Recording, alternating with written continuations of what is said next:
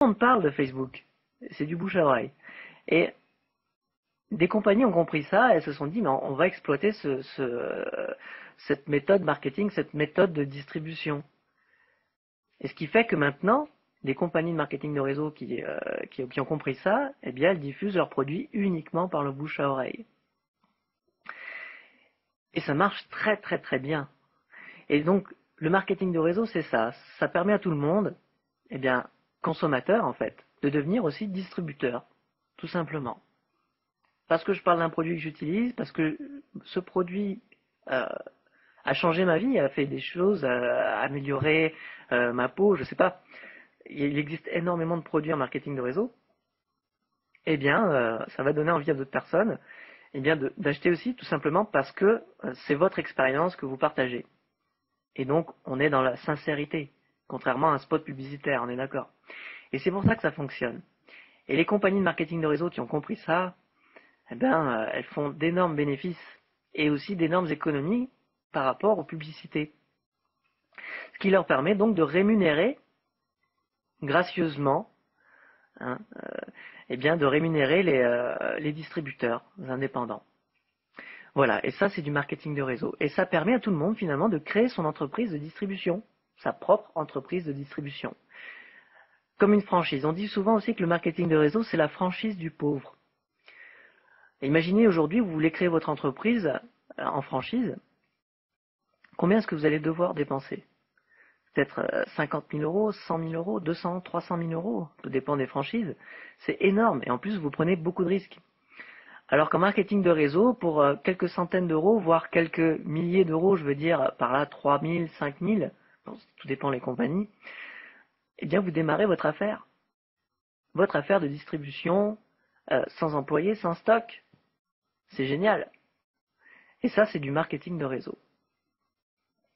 Alors, je vais revenir maintenant au petit schéma très simple pour vous expliquer justement que le marketing de réseau, c'est légal. Donc, vous êtes, vous, à la tête de votre réseau que vous avez construit. Votre réseau comprend des distributeurs, mais aussi des clients. Vous proposez des produits ou des services, d'accord, de la compagnie que vous représentez, plus de l'aide et de la formation à vos distributeurs, pour leur apprendre tout simplement ce que vous faites. Comment est-ce que vous faites pour gagner un petit peu d'argent, pour gagner un complément ou pour créer votre entreprise? Et en échange, vous allez avoir donc des commissions sur les ventes que vous faites à vos clients, les ventes de produits ou de services.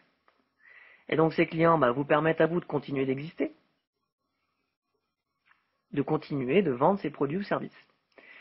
Et en même temps, vous allez prendre aussi des commissions sur le chiffre d'affaires de votre réseau de distributeurs. Tout simplement parce que vous les avez aidés et formés, ce qui est une sorte de récompense.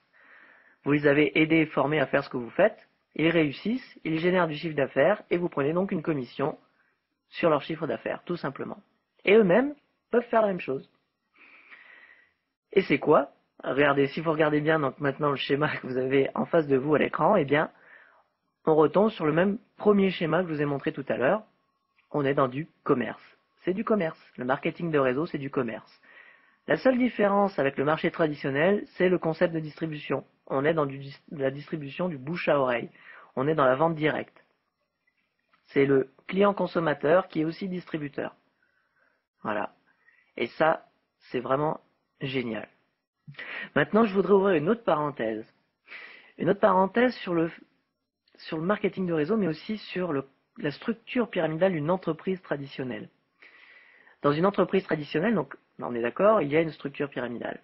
Est-ce que vous, aujourd'hui, si vous êtes employé au SMIC, est-ce que vous pouvez vous dire que dans 5, 10, 15, 20, 30 ans, peu importe le temps, est-ce que vous pouvez vous dire que si vous, en continuant de faire ce que vous faites aujourd'hui, est-ce que vous pouvez vous dire que vous allez gagner plus d'argent un jour que votre supérieur, que votre PDG, que votre directeur? Est-ce que vous pouvez vous dire ça? Bien sûr que non. Je connais la réponse et puis vous aussi. Vous allez me dire, mais non, c'est pas possible. Oui, tout simplement parce qu'une structure pyramidale dans une entreprise traditionnelle, eh bien, fait tout ce qu'il faut pour que vous restiez à votre place. Si vous voulez progresser dans une entreprise, ça va demander énormément d'efforts. Énormément d'efforts, mais qui ne vont pas forcément correspondre à une éthique. C'est-à-dire que si vous voulez prendre la place de quelqu'un, il va falloir le virer. Il va falloir avoir des coups bas entre collègues. D'accord? Il va y avoir beaucoup de stress, beaucoup de pression. Et si on veut prendre la place de quelqu'un, forcément, ça veut dire que cette personne-là va disparaître. Soit au chômage, ou alors on va la mettre au placard, ou alors éventuellement on va la faire progresser, mais elle va prendre elle aussi donc la place de quelqu'un d'autre, qui peut être viré aussi. Enfin, finalement, voilà, il n'y a pas d'ampleur, ça reste toujours au même niveau, et les progressions sont en plus souvent inégales, c'est-à-dire que dans une entreprise traditionnelle, bien souvent, c'est pas souvent celui qui travaille le mieux qui est promu. Ça peut être celui qui s'entend le mieux avec le chef. Ça arrive très souvent. Hein. Le piston, tout simplement. Le piston, il y a énormément de pistons dans les entreprises. C'est pas forcément celui qui travaille bien qui va être promu, qui va être récompensé.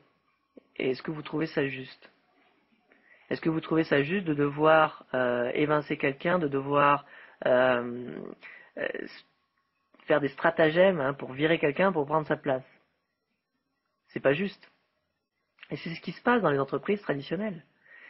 Une entreprise traditionnelle force à la compétition, force au coup bas, force à la dénonciation même pour certaines entreprises. Et il y a énormément de stress, énormément de pression et de dépression aussi. Et c'est ce qui se passe réellement. Si vous regardez l'actualité, on entend souvent parler, il y a même des suicides, on est d'accord. Hein. On a tous vu l'actualité. Donc ça, c'est ce qui se passe dans les entreprises traditionnelles. Maintenant, on pourrait même dire aussi que dans une entreprise traditionnelle, finalement, on pourrait presque croire que c'est l'arnaque. Hein, à dire que oui, pyramidal, c'est l'arnaque, on pourrait presque croire finalement une structure pyramidale d'une entreprise traditionnelle, c'est quand même un peu l'arnaque. Pour progresser, faut être requin dans sa tête, hein, un requin. Alors qu'en marketing de réseau, qu'est-ce qui se passe en marketing de réseau? Imaginez aujourd'hui, j'ai un réseau par exemple de 1000 personnes. Je vous intègre dans mon réseau, je vais vous apprendre le métier, vous aider, vous former, et vous êtes meilleur que moi. Vous faites un réseau de 5000 personnes. Waouh! Peu importe le temps, on s'en fout du temps. Mais vous réussissez à faire un réseau de 5000 personnes. Qu'est-ce qui va se passer? Est-ce que je vais gagner plus d'argent que vous? Ben non. Parce que votre réseau est plus important que le mien, tout simplement. Vous avez construit un réseau de 5000 personnes, et donc forcément, c'est vous qui allez être récompensé pour cette progression. Moi, évidemment, je vais prendre une commission sur votre chiffre d'affaires. Mais cette commission, ça va pas me permettre de gagner plus d'argent que vous, puisque c'est votre réseau. Forcément. C'est comme si, je sais pas, j'avais une entreprise, et puis que vous avez envie de vous créer aussi votre entreprise. Je vous aide à la créer, et puis vous faites une entreprise qui est bien plus florissante que la mienne. Moi, je vais prendre une petite commission, parce que voilà, c'est moi qui vous ai aidé. Mais vous, c'est vous qui avez tous les bénéfices, puisque, on est d'accord, puisque c'est votre entreprise. Et ça, c'est le marketing de réseau. Vous n'êtes pas payé en fonction d'une place dans la hiérarchie, puisqu'il n'y a pas de hiérarchie en marketing de réseau. Il y a une hiérarchie au niveau du parrainage, on est d'accord, c'est moi qui vous parraine, vous êtes sous moi. Mais il n'y a pas de hiérarchie au niveau du plan de rémunération. Tout le monde est payé à la même enseigne, on est payé pour ses qualités, pour son travail, et pas parce que vous vous entendez bien avec le chef. On est d'accord. Donc il n'y a pas de compétition en marketing de réseau. La seule compétition qu'il peut y avoir, c'est avec vous-même. Comment est-ce que je vais faire pour développer mon entreprise? Comment est-ce que je vais faire pour faire progresser mon entreprise, pour faire progresser mon réseau, pour aider au mieux mes distributeurs? C'est ça le challenge en marketing de réseau. Et donc, le marketing de réseau est aussi plus juste au niveau de l'équité entre hommes et femmes. D'accord? Les femmes, pourquoi dans les entreprises traditionnelles sont moins bien payées que les hommes? Donc, on pourrait croire que c'est aussi l'arnaque. En marketing de réseau, tout le monde est payé à la même enseigne. Tout le monde a le plan marketing, il est le même pour tout le monde. Il n'y a pas aussi de discrimination, d'accord, ethnique. Il n'y a rien de tout ça non plus. Le marketing de réseau, c'est la chance à tout le monde. Tout le monde est payé selon le même plan marketing.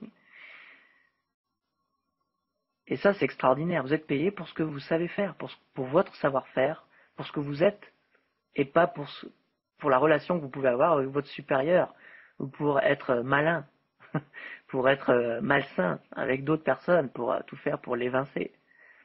Puisque le but en marketing de réseau, c'est de créer un réseau de distribution avec des distributeurs, et donc on va les aider et les former à réussir. Donc c'est beaucoup plus noble que de tout faire pour évincer quelqu'un et prendre sa place. On est d'accord. Et ça, c'est le marketing de réseau. J'espère que là, j'espère que je vous ai vraiment ouvert l'esprit sur ça, parce que c'est vraiment génial le marketing de réseau lorsque l'on comprend. Par contre, une chose très importante, c'est que c'est vraiment pas facile. Et ça, c'est un truc qu'il faut bien se mettre en tête. Le marketing de réseau, ce n'est pas une activité facile. C'est une activité géniale, mais ce n'est pas facile. Parce qu'on est tous différents. On a tous notre histoire, hein, nos peurs, nos faiblesses. Et le marketing de réseau met en valeur tout ça. Et on se retrouve face à soi-même et c'est là qu'il va falloir se développer. Il va falloir suivre des formations et tout ça et pour apprendre à se développer. Et c'est là que le marketing de réseau finalement est enrichissant humainement. Hein, humainement, on en apprend beaucoup et sur soi, mais aussi sur les gens. Et c'est ça qui est extraordinaire en marketing de réseau. Voilà, donc j'espère que je vous ai vraiment ouvert l'esprit à tout ça et j'espère que vous avez compris tout ça.